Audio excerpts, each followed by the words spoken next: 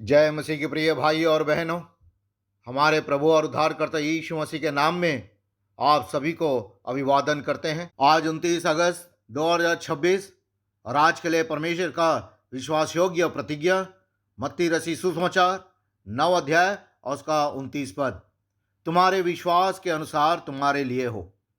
यह एक बहुत सुंदर वचन है जिसमें यीशु उन लोगों के विश्वास को पूरी तरह पहचानते हैं जो उससे मदद मांगते हैं।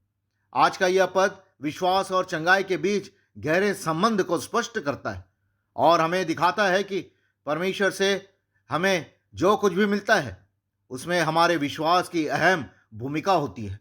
यह वचन हमें अपने विश्वास को जांचने की चुनौती देता है। जब भी हम अपनी ज़रूरतें प्रभु के सामने रखते हैं तो हमें पूरे भरोसे के साथ ऐसा करना चाहिए, यह जानते हुए कि विश्वास ही वह पुल है जो हमें परमेश्वर की भरपूर कृपा से जोड़ता है।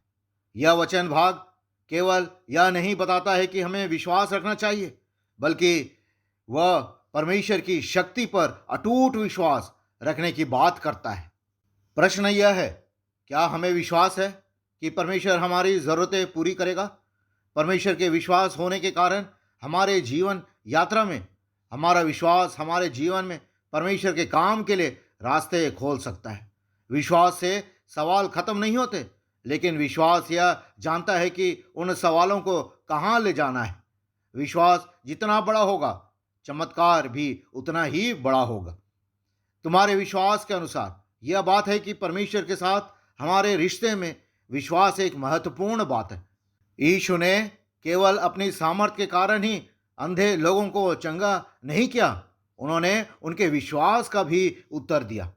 तुम्हारे लिए हो, यह शब्द हमें याद दिलाता है कि जो लोग विश्वास के साथ परमेश्वर के पास आते हैं उन्हें उन विश्वास का आशीष मिलता है।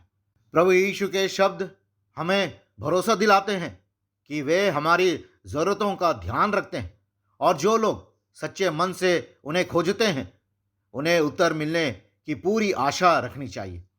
इससे हमें यह सीख मिलता है कि विश्वास बहुत ज़रूरी है और हमें भी अपने विश्वास को दृढ़ करना चाहिए। विश्वास रखने से परमेश्वर के आश्चर्यकारी कामों के लिए रास्ता बनता है, चाहे वो हमारे जीवन में हो या दूसरों के जीवन में। इससे हमें यह भी पता चलता है कि परमेश्वर हमारी ज़रूरतों का ध्यान रखते हैं।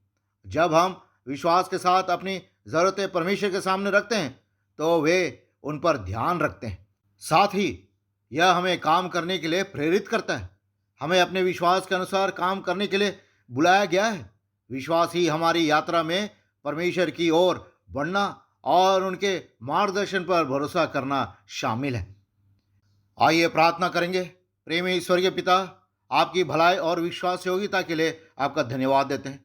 आपका वचन हमें अपने विश्वास की यात्रा में और गहराई से जुड़ने के लिए प्रेरित करता है।